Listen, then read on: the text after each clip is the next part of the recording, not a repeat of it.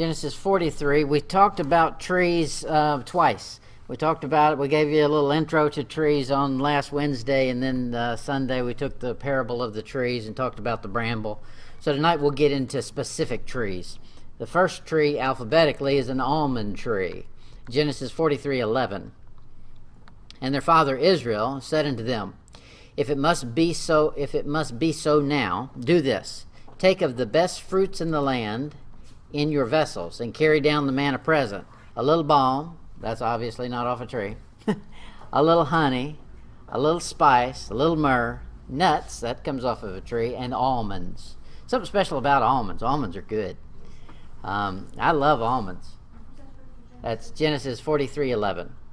I like to take almonds, and when I'm smoking meat, not smoking this. Yeah, I know what I thought I better. When I smoke fish or something, I'll put almond slivers on top, and the juice from the almond will soak down in there and flavor it, and then the almond dries out and is like a potato chip. Talk about good. That's good. I'm getting hungry thinking about it. Okay, so almonds are good. That's one of the good things God gives us is almonds. Look at Numbers 17, verse 8. Numbers 17, verse 8. This is when there's a dispute over who can be the high priest. How dare Aaron think he's the only one that's king? You're not the only king. So let's have a little competition and find out. Numbers 17, verse 8. And it came to pass that on the morrow Moses went in into the tabernacle of witness, and behold, the rod of Aaron for the house of Levi was budded and brought forth buds and bloomed blossoms and yielded almonds. Now he's giving you three categories here. Look at right after the word behold. The rod of Aaron for the house of Levi. That's not planted in the ground. That's a stick he's been carrying around to, walk with and beat little children out of the way. And Right. But he had this dead stick. And that's what they took in there, that rod. That was dead rod. Okay, that's stage one. Second stage we see was budded and brought forth buds. Okay, bud, that's growth that shows life. It shows there's something alive in there. But you can't do a whole lot with a bud. That's just the very beginning stage. Then he says it bloomed and blossomed. Okay, now that's blooms and blossomed. That shows you the life has become mature in him. It's producing something. Then he says it yielded almonds. So that's fruit. That's something that can be beneficial to someone else. An almond. That's not necessarily beneficial to the rod. I mean, that comes from the rod, but somebody else eats that and enjoys it. Now, those 3 or 4 categories are good ones. Here's Hoffman's note on this verse. He says, no tree has buds, blossoms, and fruit all at the same time. Isn't that interesting? That God puts this rod in there and says, I'm going to show you a miracle. I'm going to have all the stages come in at the same time. And that'll blow their mind, and they'll say this has to be a miracle. But it's more than that. God's given supernatural proof here of the priesthood, as Aaron is going to be my high priest. And he's using that rod that was dead, a dead stick. Well, that's a rod out of dry ground. Dry ground doesn't grow anything. You need some nutrients in it, you need some water. Well, it was dead, but it sure did grow. It also pictures the real high priest, Jesus Christ. In Hebrews chapter 5, Hebrews 5 verse 7, here's the true high priest. Hebrews 5 verse 7 talking about Jesus Christ, who in the days of his flesh, when he had offered up prayers and supplications with strong crying and tears unto him that was able to save him from death, was heard in that he feared. Though he were a son, that's buds. You're a son. You ain't a whole lot when you're a son. You're the first thing that comes off of that dead rod, the bud. Yet learned he obedience by the things which he suffered. You're going to be a son, you're going to suffer, and you should learn some things from that. Next stage, and being made perfect. Okay, now the blossom. It's proved the maturity. He became the author of eternal salvation unto all them that obey him. That's fruit, something that'll benefit somebody else. There it is, The rod did all those things at once, and so did Jesus Christ when he came out of that grave. He was dead, but he wasn't dead. And he blossomed, bloomed, and gave us something that is a beneficial fruit like an almond. Now, almonds, just in their natural state, we know some things about them. They have health benefits. I'm just going to read you some of these because I'm not smart enough to know them. Almonds are an excellent source of antioxidants. That thing, accidents. Which can help prevent signs of aging. Well, give me a case of it. No, actually, I'm not worried about aging. I don't care. There are also thought to be helpful in preventing cancer. Now, that's somebody's guess at it, but you'll find that they want to make everything prevent cancer, and they want to make everything cause cancer. Cancer is the scare. But if ever you're going to get something that's probably going to be close to doing it, it'll be something God made. And here they're saying that there's some benefit in almonds. It's high in vitamin E, which is good for your skin. It's an inflammatory, has inflammatory properties. As food passes through the digestive system, the digestion processes help to absorb nutrients. And there's something in that almond that helps the nutrients be absorbed by your body. So that's a good thing. Almonds are a good source for healthy fat. Give me all that. There's good fat and there's bad fat. Almonds got a good fat. And they'll help absorb the vitamins that are in your body and make them beneficial. Diabetes affects all kinds of people, and it seems like it's getting worse and worse, just like cancer is. And this is supposed to be helpful with diabetes. Almonds are. They have fatty acids in them. It's good to regulate blood sugar, they say. So all these different things that help. Well, that's showing you something that God made. Man didn't cook that up in a pharmacy somewhere. God did that. And when he wanted to give a good picture of who Jesus Christ was, he pulled out an almond stick. He said, that'll picture him. He's the high priest. So there's some real benefit there. The next thing we see is in Exodus 25. When you go into the tabernacle there, he wanted to show something special. The bowls of the candlestick. So you've got this candlestick, and you know what? The bulb, the thing at the top where the wick comes out, that round part there, that is fashioned after the nuts of an almond nuts. Exodus 25:33. 3 bowls made like unto almonds, with a knop and a flower in one branch, and 3 bowls like almonds in the other branch, with a knop and a flower. So, in the 6 branches that come out of the candlestick, that's interesting to note. How many of them? It's not 10. A menorah has 10. That's not biblical. Okay, I'll get sidetracked if I get on that. Verse 34. And in the candlestick shall be 4 bowls like unto almonds, with their knops and with their flower. So there's one that comes right out the center, and there's a total of 6 that connect to it. So that makes a grand total of 7, just like we see in Revelation. Now, Exodus chapter 37. Basically the same thing, verse 19 and 20. 3 bowls made after the fashion of almonds. He likes these almonds. And he says, my special place. If ever there was a special place in the wilderness that was dedicated to God, it was the tabernacle. That's where he would meet with them. And that's where his glory shone. And he said, in there, one of the things I want prominent is some almonds, replicas of almonds. Okay, it's used figuratively in the Bible to suggest several things. Ecclesiastes 12. Ecclesiastes 12, verse 5.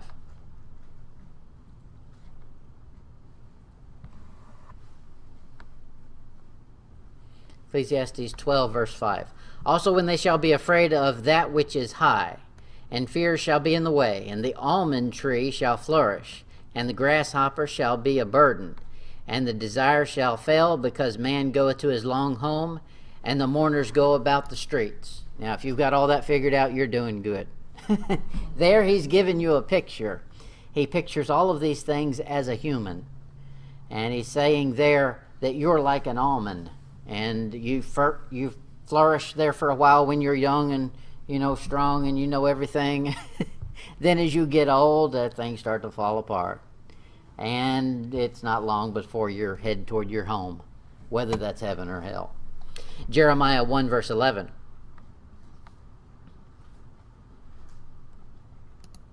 Jeremiah 1:11. God's got something he wants to talk to Jeremiah about, and a lot of times he doesn't just come right out and say what he wants to say. I don't know why. Because it makes us put our thinking cap on. Remember it a little bit. So he gives him this vision. He says to him in verse 11, Jeremiah 1:11, "Moreover, the word of the Lord came unto me, saying, Jeremiah, what seest thou?" You think he didn't know what he saw. God knew exactly what Jeremiah was seeing. He wanted Jeremiah to tell him. Put your thinking cap on. "And I said, I see a rod of an almond tree." Okay, there's that almond tree again. Over and over, God's using this almond to picture a spiritual truth. So this almond is beneficial to us, and we should take note of it all through the Bible. Now, it's called several other things. It's called an ALMUG, almug, just another spelling of almond. And it's also referred to as the trees of Ophir or Lebanon. In 1 Kings 10, verse 11, "In the navy also of Hiram, that brought gold from Ophir, brought in from Ophir great and plenteous almug," that's that almond, trees, "and precious stones." So for the building of the temple and Solomon's house, he wanted to get the best. So he went out and got him some almond trees.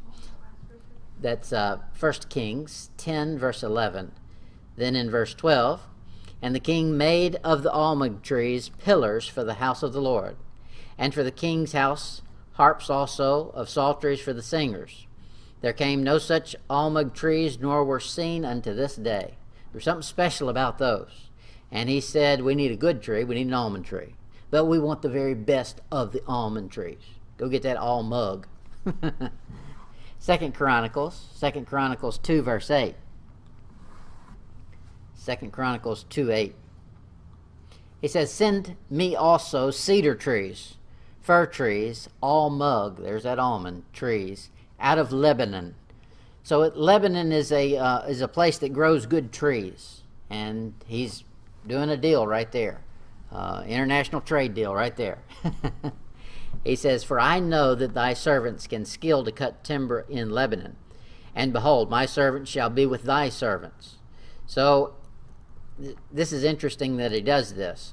Solomon doesn't just count on the foreigner to send him something good, although the implication is that he will.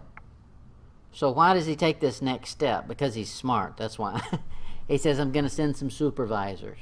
We'll call them servants."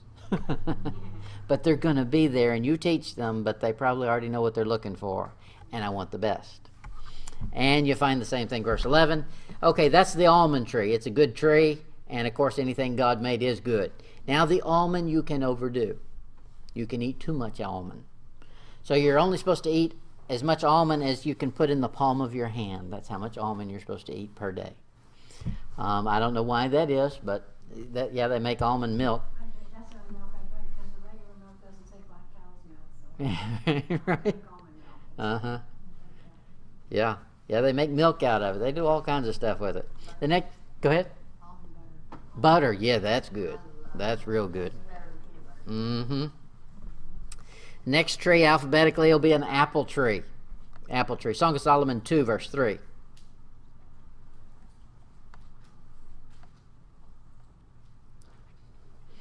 Song of Solomon 2, verse 3.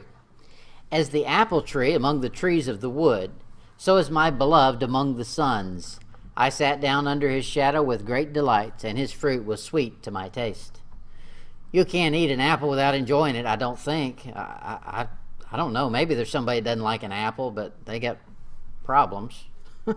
An apple, God says, is good, and it should taste sweet. It is. It's a good. My grandfather had an apple tree. I think I've told you before. He had an apple tree. And you know, an apple tree has low branches. It wasn't my grandfather's, my great-grandfather. And we'd climb up that apple tree, and you could sit up there and just pick you an apple and eat it. And that's a lot of fun until you bite in and find a half a worm. Then you decide maybe apples aren't the greatest thing that...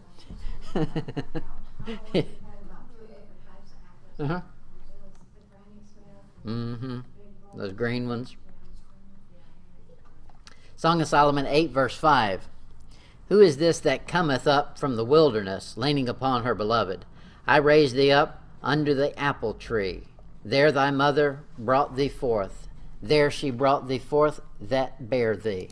So he's saying that you're in a rich place. It's got an apple tree. Now, you remember Johnny Appleseed. And that's a great story. He's going to run around, and he's real charitable. He's going around planting apple seeds everywhere. Well, that's a good thing. If you didn't have an apple tree and somebody showed up wanting to offer you an apple tree, I'll take it. Yeah, apple trees are good. They're good for you, too. We'll get to that in a minute. In Joel 1, verse 12, he says, the vine is dried up, and the fig tree languished, the pomegranate tree, the palm tree also, and the apple tree. Even all the trees of the field are withered, because joy is withered away from the sons of men. So there's something connected to getting the sweet fruit of an apple tree that's similar to joy. And I can't really explain it. You have to go out and get you a nice crisp apple and bite into it and taste that nice sweet juice running all down your face, and then you know what joy is. It's right there. You just tasted it. That's right. Okay, apple trees. Now we've seen them as trees, but how about the fruit? The fruit is very good. In Proverbs 25:11, a word fitly spoken is like apples of gold in pitchers of silver. Okay, so a word that's fitly spoken, that is knowing exactly what to say, when to say it, and just that much and no more. That's a tough thing to figure out. We might know the right thing to say, but the problem is, do we stop ourselves after we said it? Because it sounded so good when it came out and everything just fell into place, we think, man, that was good. Let me keep on talking and see what happens next. It won't happen like that. Just the word that's needed to fit in the right spot right there. That's like an apple. In Song of Solomon 2:5, stay me with flagons, comfort me with apples, for I am sick of love. Me too. No. He says right there, apples are good. They're good for you right there. And there's something about an apple that is good cold. A nice, crisp, cold apple. It's almost like a meal in and of itself. In Song of Solomon 7, verse 8. Song of Solomon 7, verse 8. I said, I will go up to the palm tree. I will take hold of the boughs thereof. Now also thy breast shall be as clusters of the vine, the smell of thy nose like apples. Now, a bunch of weird stuff in there. But he's saying just the smell of apples. Now, if you hadn't been around an apple tree, you don't know what that is. But when they blossom and bloom, they got a smell. And that tells you joy's coming. There's going to be some fruit soon. The benefits of the apple. There's lots of benefits. They're a good source of beating cholesterol. That's what they say. It cuts down on your cholesterol. It's good to fight against heart disease. Several studies examine apples and their effects on the risk factor of heart disease. There was a hamster study. Now, I hate it when they go to animals. I understand what they're doing. Let's try it on animals. But an animal's not a human. Okay, so this study on the hamsters said that it drastically reduced plaque buildup in the heart by 48% by giving them apples. Now, I don't know how they can correlate giving a hamster an apple versus giving a human an apple. A hamster's just this big,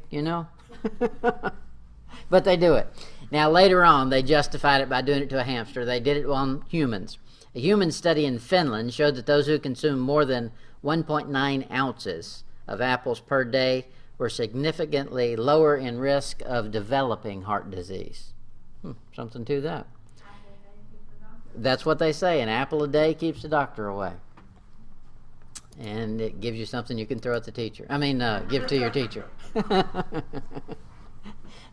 But this apple. Now, your heart is good, and you need to fortify that heart. And if you don't have a good heart, it comes out many places. Spiritually, the same. If your heart's not right before God, you're vile before everybody.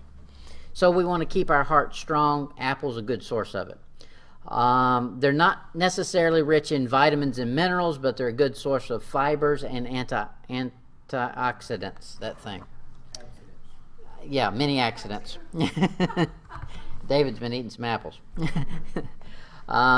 They also aid in weight loss, is what they claim. I don't know how that works, but I guess part of it is they say that it has rich in fiber and it's filling. So it tricks your body into thinking it had a meal. So it curbs your appetite. Whatever. I could eat an apple and still have me a steak. The next tree is the ash tree. Ash tree. In Isaiah 44, verse 14. Isaiah 44, verse 14. He hewed him down cedars, and taketh the cypress and the oak, which he strengthened for himself among the trees of the forest. He planted an ash, and the rain doth nourish it. So there's some things that have to be planted. When we what do they call it? Landscape. We take land and say, I want it to look like this. I want that over there. You plant a garden. The ground isn't bringing forth what you want it to, so you force it to. Now, in our life, we should be the same way. You might be saved. That's good. But you're just not naturally, even as a Christian, going to produce the right things unless you put forth some effort. You're going to have to plant some of the right things. Now, these are not man-made things. He didn't say go out there and cross-pollinate 4 or 5 things and, cook you up some chemicals to put in it and see what you come up with. No, these are things that he'd already created. You'll find them and go plant them. Now, you'll hear a lot of people say this. I just don't. Being charitable is just not my gift. Be whatever it is, whatever you don't want to do, people will claim that's not my gift. Well, go get it. That's not an excuse. You know what Jesus told them? He said, I'm giving out talents. But he wasn't happy if they hadn't found some talents besides the ones he gave them. So whatever is natural to you, that's great. You should build. You should go get some more. They didn't have any ash trees. He said, go plant you some. Go find some and plant them here. And the bay tree. Bay tree is in Psalms 37:35. Psalm 37:35. We covered this earlier, but I'll hit it again. It says, I've seen the wicked in great power and spreading himself like a green bay tree. Okay, this green bay tree, he sits by the banks of a river, and he's big and he appears to be powerful because he's sucking up all that water. And he says that's exactly what the wicked are going to do. They're going to appear to be powerful. And you see it all around you. What you'll see is the wicked people wanting to produce themselves as though they are the king of the world. They've got all the toys and all the goodies, and it's because they're so great and mighty and powerful. This isn't the time for toys. Toys are going to come later, in the millennium, where they last. You get some toys here, it's going to fall apart. I was coming back from Memphis, and I had to go through that stupid check-in, where they frisk you. And I dropped my laptop. Of course, you got to take everything out. It fell through the rollers and busted. That's what happens with toys and trinkets. They bust. They break. It's just junk. How about getting your toys on the other side where they last forever? But the green bay tree says, I'm going to have it all right now. And so we've got a whole bunch of people running around saying, God intends you to have everything right now. You're supposed to be healthy, wealthy, and happy and full of long life, and it's giving me some seed offering. That's the way they think. But now's not the time for it. It'll come, but not now. The bay tree that's trying to be a bay tree right now, before God's planted a bay tree, is a fake. It's the wicked. The The next one's Isaiah 41:19, the box tree. Here again, I will plant in the wilderness the cedar, the shittim tree, the myrtle, the olive tree. I will set in the desert the fir tree and the pine, the box tree together. Okay, he's going to put the box tree in there. It wasn't in there. He said, I want one over there. It's like people, when they sit down to build a house. They sit down and they say, okay, we don't have any plans for this, but I really want this over there. I really want to see this in my house. I've always wanted this. So they're going to engineer it to be in there. Well, why don't we do that with our lives? Say, I really want to see some mercy. I just don't show any mercy. I'm going to plant me some mercy tomorrow. I'm going to see if I can get that thing to grow. And it's going to take some work. Just like my dad's a farmer. That's the craziest thing to do. Why would you want to go farming? Talk about some work. That's some work. That's from before light till after there ain't no light. and then putting up all night. That's right. That's some hard work, but guess what? We're supposed to be farmers too. There's certain things we should be planning, and it's going to require some effort on our part. Now, the tricky thing is the devil will fool you. The second you start putting forth effort, he'll try to flip it in your mind as though you did something. Think about it. Even with the hardest work you could do to plant a tree, you can't make it grow. God's got to do that. The same with us spiritually. Whatever character traits that we see in the Bible that it says we need, and we can see we're lacking, we say, I want to plant this one. Okay, good. Go do some work to plant it. But guess what? You can't make it grow. God's got to do it.